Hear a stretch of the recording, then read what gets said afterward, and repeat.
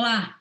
O diretor do Programa Mundial de Alimentos do Conselho de Segurança das Nações Unidas, David Beasley, afirmou recentemente, abre aspas, estamos à beira de uma pandemia de fome, fecha aspas. O Brasil é considerado o maior celeiro do mundo, o que sugere uma oportunidade. Acontece que não é tão simples assim. A produção de alimentos integra uma cadeia global que pode estar ameaçada não somente pela escassez de insumos e por problemas logísticos decorrentes da pandemia, mas pode estar ameaçada também pela tendência de alguns países quererem adotar práticas protecionistas que dificultem o abastecimento global. Para falar de segurança alimentar, eu recebo no Câmara Debate os deputados Heitor Chu, do PSB do Rio Grande do Sul, e Arnaldo Jardim, do Cidadania de São Paulo.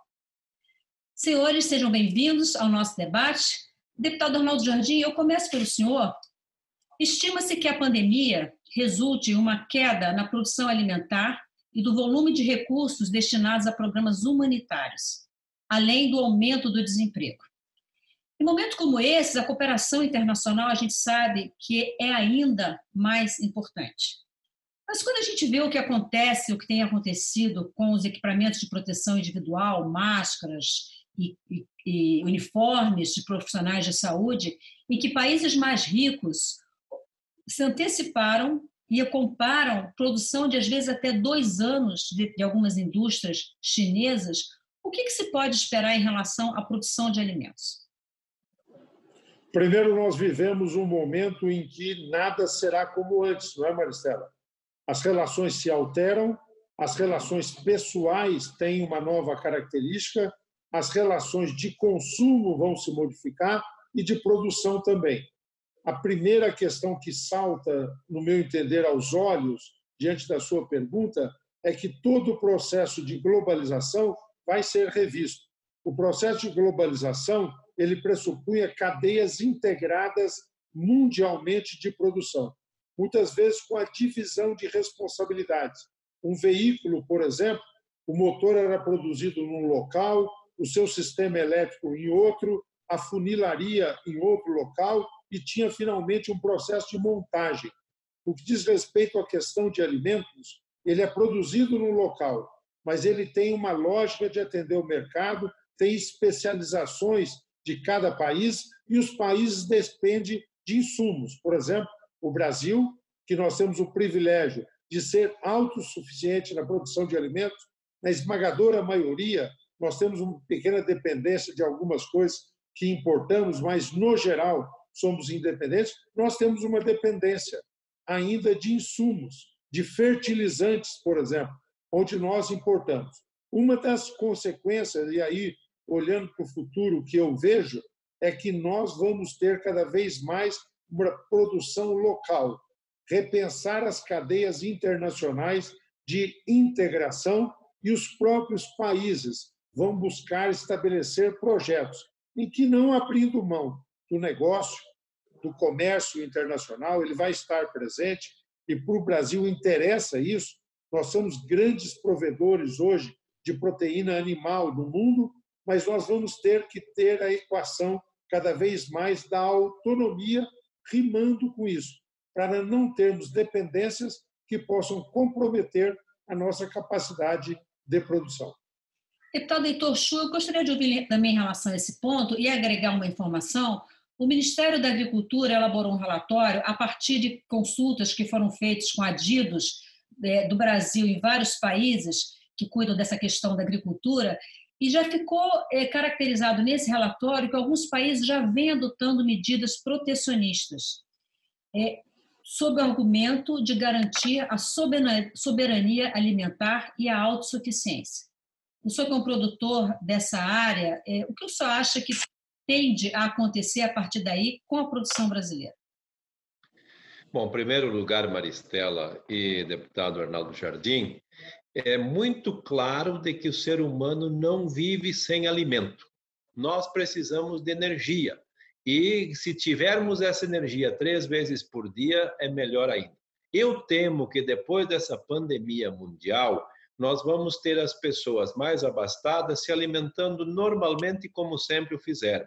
Agora, aqueles que não têm nada, que vão estar sem trabalho, sem emprego, sem renda, em lugares onde a produção é mais difícil, vão ter um novo momento e uma dificuldade enorme para conseguir alimentos. Até porque eu concordo muito também com aquilo que disse o deputado Arnaldo, nós vamos viver um outro mundo, um outro momento.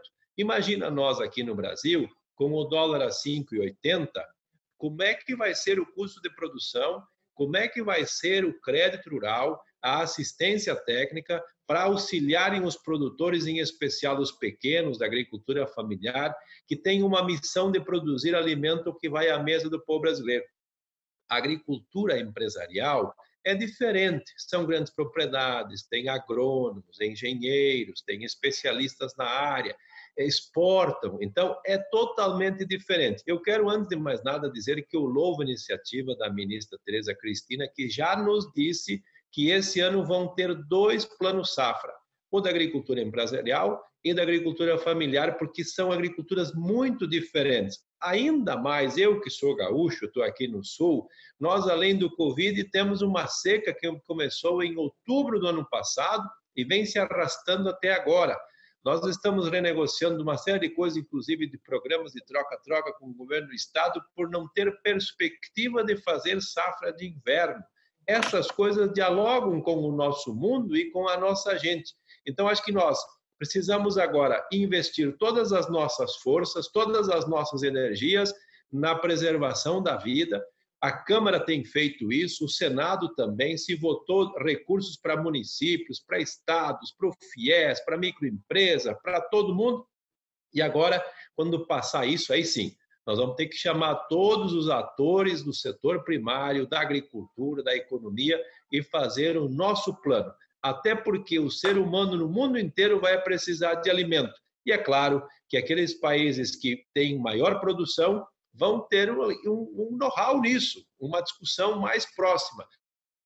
Agora, a gente tem que tomar muito cuidado para que a gente não faça aquilo que o gaúcho diz aqui, a gente vai vestir um santo e despir o outro. Nós precisamos ter muito claro que essas duas agriculturas, a empresarial, que tem a missão de exportar, e a agricultura familiar, elas precisam ter políticas próprias e andarem juntas, porque se o Brasil tiver produção, se tiver condição para fazer isso, pode ter certeza que mercado nós teremos no mundo inteiro para colocar esses produtos, trazendo divisas para o país, gerando emprego, gerando renda e o desenvolvimento aqui no nosso país. Maristela, por favor. Meio como seguindo um raciocínio aí do Heitor, eu posso complementar uma coisa, Maristela? Por favor. Dizer o seguinte, que neste raciocínio, que eu concordo também muito com ele, nós precisamos de políticas públicas. Nós temos um bom histórico no Brasil. Nós tivemos uma política de segurança alimentar, constituiu-se os CONSEAs. Eu, recentemente, fui secretário da Agricultura do São Paulo e nós montamos também os conselhos, tanto o estadual como em todas as principais cidades do estado de São Paulo, para fazer isso.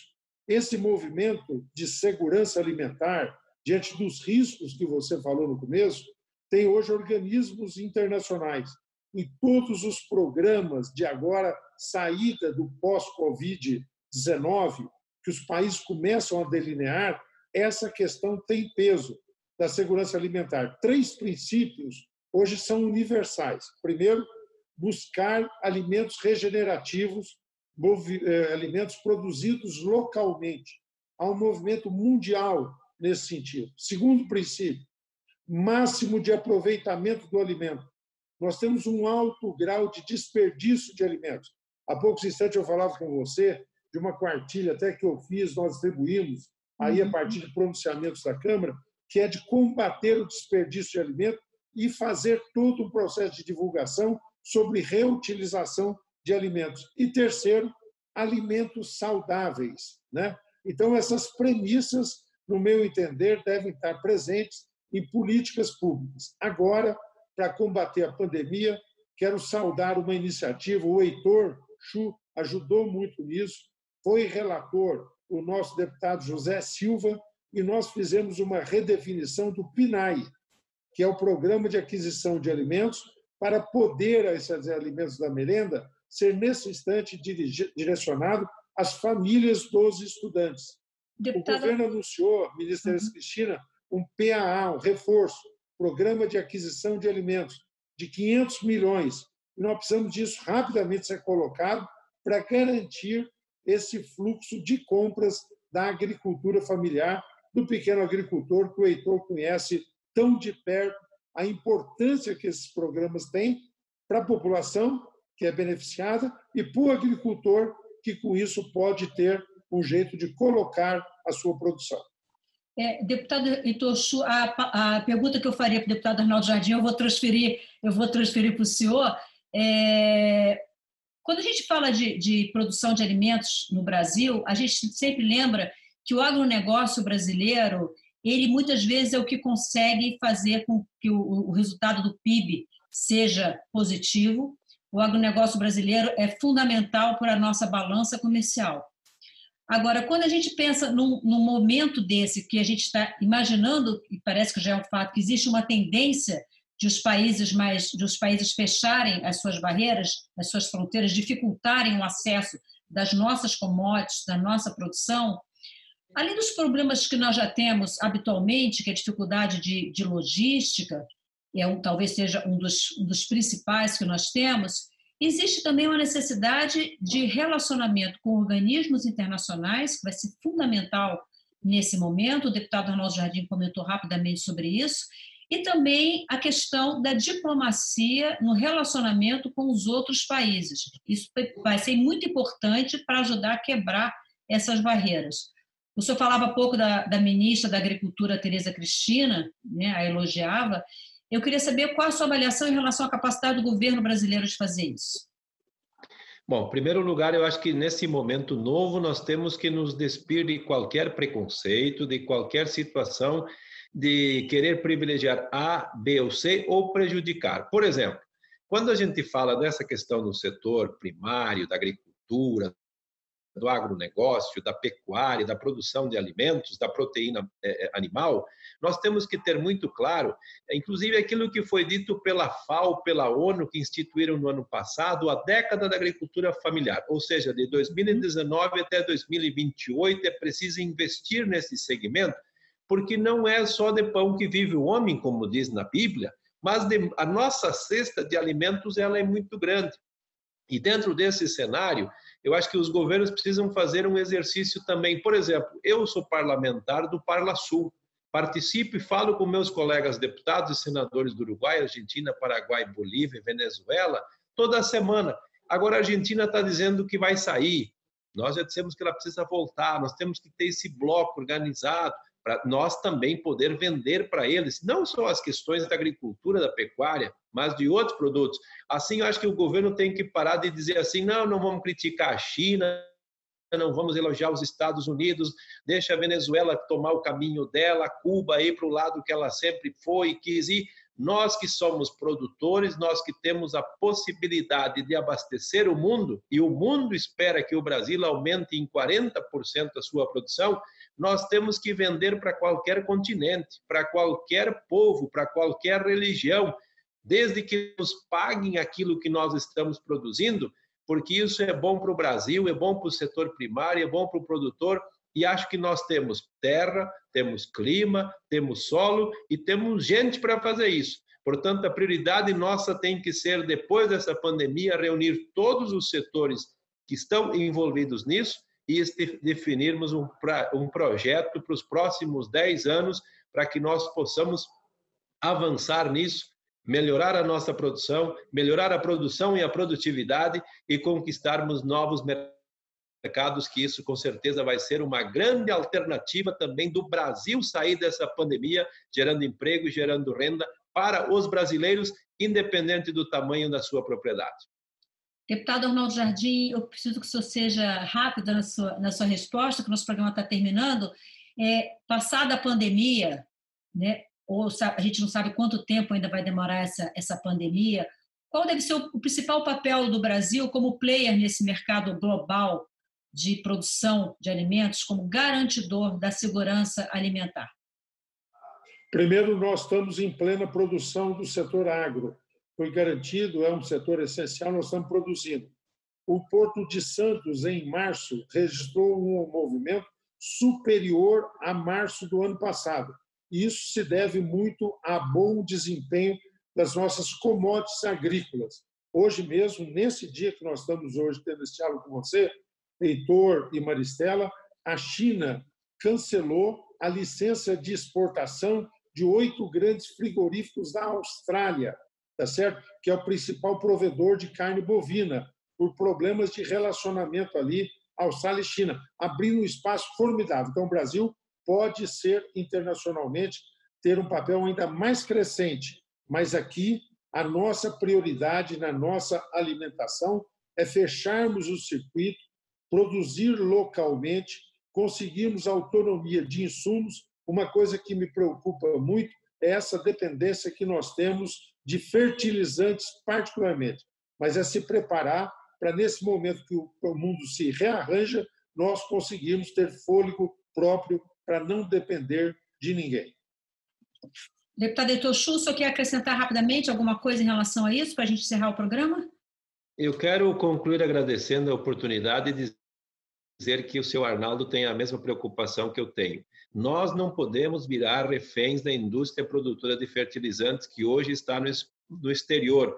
E ao dólar a 5,80 nós vamos fazer um custo de produção que nem a R$100 o saco de soja nós vamos conseguir pagar essa conta. Então é preciso que nessa hora o governo tenha uma mão muito forte, muito presente, muito firme, para que a gente possa estabelecer as regras para isso, para que nós possamos produzir e possamos sobreviver dessa atividade. Não adianta ter muito crédito caro, e depois a gente não conseguir pagar essa conta. Senhores, eu agradeço pela participação no Câmara Debate. Eu tenho certeza que esse tema segurança alimentar ainda vai voltar aqui às nossas conversas com bastante frequência, passada essa confusão maior da pandemia. Muito obrigada. Obrigado. Eu conversei com os deputados Heitor Chu, do PSB do Rio Grande do Sul, e Arnaldo Jardim, do Cidadania de São Paulo, sobre segurança alimentar. Eu sou Maristela Santana e a gente se vê em uma próxima edição do Câmara Debate. Até lá.